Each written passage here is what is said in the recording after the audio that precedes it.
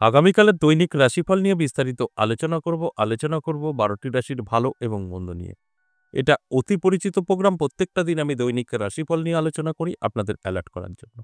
আগামীকাল ২৯শে অক্টোবর বুধবার, অষ্টমী তিথি, উত্তরসারা নক্ষত্র, শুলযোগ ও জন্মরাশি মেষ। এবার ১২টি রাশিকে নিয়ে বিস্তারিত আলোচনা করব। কোন কোন দিক থেকে আপনার ভালো সময়, কোন কোন দিক থেকে সতর্ক থাকতে হবে, সবটাই বোঝানোর চেষ্টা করব। কারণ প্রত্যেকটা দিন আমাদের সকলের ভালো সময় হতে পারে না, আবার প্রত্যেকটা দিন সকলের খারাপ সময় হতে পারে না। ১২টি রাশির কিছু রাশির ভালো সময়, কিছু রাশির খারাপ সময় এইভাবেই চলছে। তাই আমি জানানোর চেষ্টা করি প্রত্যেকটা দিন আপনার ভালো, আপনার খারাপ। আপনি যদি কন্ট্রোল করতে পারেন সবটাই ভালো করে নিতে পারেন। অর্থাৎ আপনার নেগেটিভ কিছু বলবো, আপনি সেটা কাটিয়ে উঠতে পারবেন। নেগেটিভ বলে কিছু থাকবে না আপনি চাইলে। ধরুন আপনি জানতে পারলেন কাল আপনার বিপদ আছে, আপনার ফাঁড়া আছে। নিশ্চয়ই আপনি সতর্ক থাকবেন। সেই ফাঁড়াটা কিন্তু ঘটবে না। ঘটলেও খুব ছোটর উপর দিয়ে হবে। বাস এটাই হচ্ছে আগে থেকে জানার ফায়দা। আপনি কিন্তু কন্ট্রোল করতে পারবেন। আপনার নেগেটিভিটি যদি বলি, এই নেগেটিভিটি আপনি কিন্তু আপনার জীবন থেকে দূরে সরাতে পারবেন এবং পজিটিভিটি প্রবেশ করাতে পারবেন। তার মানে এই না যে আমাদের বিচার বিশ্লেষণ ভুল। আপনি এটাকে কন্ট্রোল করতে পেরেছেন, যার জন্য নেগেটিভটা আপনার ঘটবে না। বাস এইভাবে যদি আপনি এটাকে দেখেন, তাহলে আপনি সাকসেস।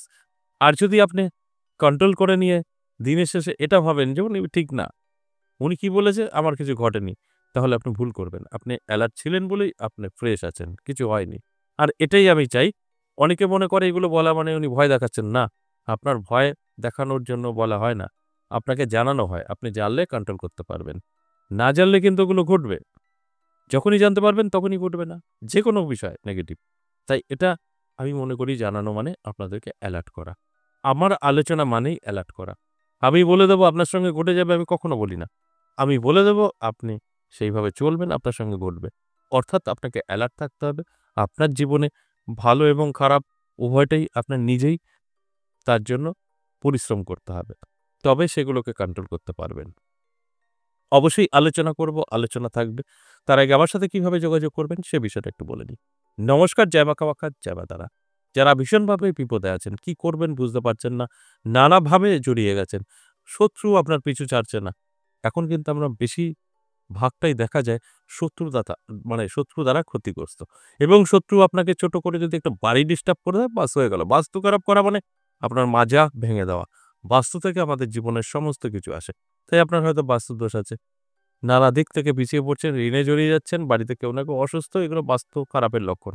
আপনার বাড়ির সন্তানরা কথা শুনছে না এবং অবাধ্য, স্বামী এবং স্ত্রী কোনো না কোনোভাবে পরকীয়ায় লিপ্ত, এগুলো সবটাই কিন্তু আপনার সময় খারাপ অর্থাৎ বাস্তু খারাপ থেকে। তাই এরকম যদি আপনার কিছু একটা ঘটে থাকে, যোগাযোগ করতে পারেন। অফলাইন, অনলাইন দুটোই চালু আছে। যদি মনে করেন সরাসরি আসতে পারবেন, তাহলে কলিং নাম্বারটা সেভ করবেন। অর্থাৎ আপনি কল করতে পারবেন সরাসরি। কোনো WhatsApp নয়। নাম্বারটা ডায়াল করবেন, কল করবেন এবং আপনার কলটা রিসিভ করবে সবসময়। আর আসতে হলে আগে থেকে নাম লেখাতে হবে। নাম লিখিয়ে তারপর আসতে হবে। ২ জায়গায় পাবেন, তারাপীঠ এবং আমার নিজের মন্দির ১০ মহাবিদ্যা কালীবাড়ি। এটা বীরনগর। বীরনগর পাবেন সপ্তাহে ৩ দিন। সোমবার, মঙ্গলবার, বুধবার। আর তারাপীঠ পাবেন ইংরেজি মাসে শুরু এবং শেষ। আরেকটা কথা বলি, আপনারা যারা এই সামনে সকলেই জানেন ৫ নভেম্বর যে পূর্ণিমা, রাস পূর্ণিমা, ভালো তিথি। আমাদের প্রত্যেকটা কবচ অমাবস্যা পূর্ণিমায় তৈরি হয়। যদি আপনাদের গ্রহের কবচ বা কোনো স্বাস্থ্য খারাপ, যেটা আমরা মহামৃত্যুঞ্জয় বলি, শত্রু বগলা বলি, যেটাই আপনারা নেবেন না কেন, একটা বগলা কিটস ফ্রি থাকবে। এটা শুধু এই পূর্ণিমার জন্য। যদি কারোর প্রয়োজন হয় যোগাযোগ করে নেবেন। কি করবেন? হোয়াটসঅ্যাপে আসবেন, সরাসরি ভয়েসে বা লিখে বলবেন। এবার আসুন যারা আসতে পারবেন না, অনলাইনে দেখাতে চাইছেন, তাদের জন্য বলব হোয়াটসঅ্যাপ নাম্বারটা আপনারা সেভ করে নেবেন। হোয়াটসঅ্যাপে এসে আপনারা ভয়েসে বা লিখে বলবেন, আমি আসতে পারবো না দূরের থেকে। যদি কিছু করা সম্ভব, আপনাদের অবশ্যই কিছু প্রসেস পাঠানো হবে, কমপ্লিট করবেন। ২৪ ঘন্টার মধ্যে কল করা হবে। এইভাবে অফলাইন, অনলাইন দুটোই চালু আছে। আপনারা যোগাযোগ করে নিতে পারেন। এবার আসুন আজকের আলোচনার বিষয়, যে কথাগুলো বলবো সেগুলো অবশ্যই 12টি রাশির জাতক জাতিকাদের নিয়েই বলবো। ভালোভাবে যদি আপনারা আপনাদের জীবনে এপ্লাই করতে পারেন, অবশ্যই পজিটিভ, নেগেটিভটাকেও করে নিতে পারবেন।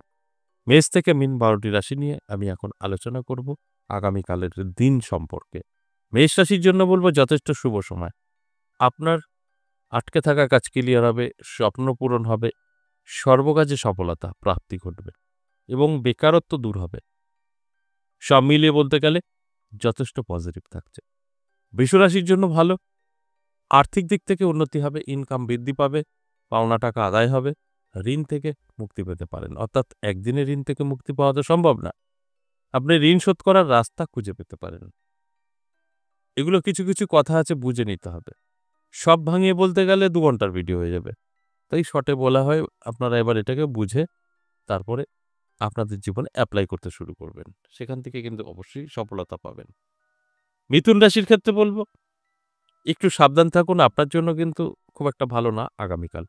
আপনার কাছের লোক, বন্ধু, বান্ধবী, সেখান থেকে ক্ষতির সম্ভাবনা এবং মানজাস খ্যাতিও কমে যেতে পারে। বদনাম, সমালোচনা এগুলো কিন্তু হবে। এর জন্য আপনার অ্যালার্ট থাকা প্রয়োজন। অ্যালার্ট থাকলে এগুলোকে আটকাতে পারবেন। তাই অ্যালার্ট থাকার জন্য অনুরোধ রইল। এরপর কর্কট রাশি। কর্কট রাশির জাতক জাতিকাদের কিন্তু যথেষ্ট শুভ সময় থাকবে। আপনার ব্যবসা বৃদ্ধি পাবে এবং সম্পর্ক মজবুত হবে স্বামী স্ত্রীর মধ্যে বা লাভ রিলেশন। এই দিকগুলো একটু মাথায় রেখে চলুন। আমার কথাগুলো আপনারা সবটা মিলিয়ে নিতে পারবেন। এরপর সিংহ রাশি। সিংহ রাশি শুভ, তবে সিংহ রাশির জাতক জাতিকাদের বলবো চোখ কান খোলা রাখুন। আপনার বদনাম সমালোচনা হতে পারে।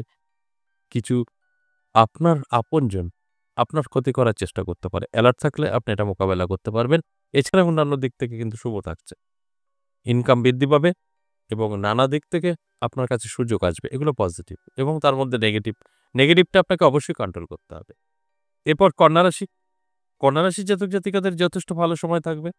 নানা দিক থেকে কিন্তু সুযোগ আসবে এবং সেই সুযোগ আপনার জীবনকে বদলে দিতে পারে। শুধু সঠিকভাবে ব্যবহার করতে হবে। অর্থাৎ যে সুযোগটা পাবেন সেটাকে ব্যবহারটাই হচ্ছে মেন। যদি আপনি সঠিকভাবে ব্যবহার করতে পারেন, জীবনের পরিবর্তন ঘটবে।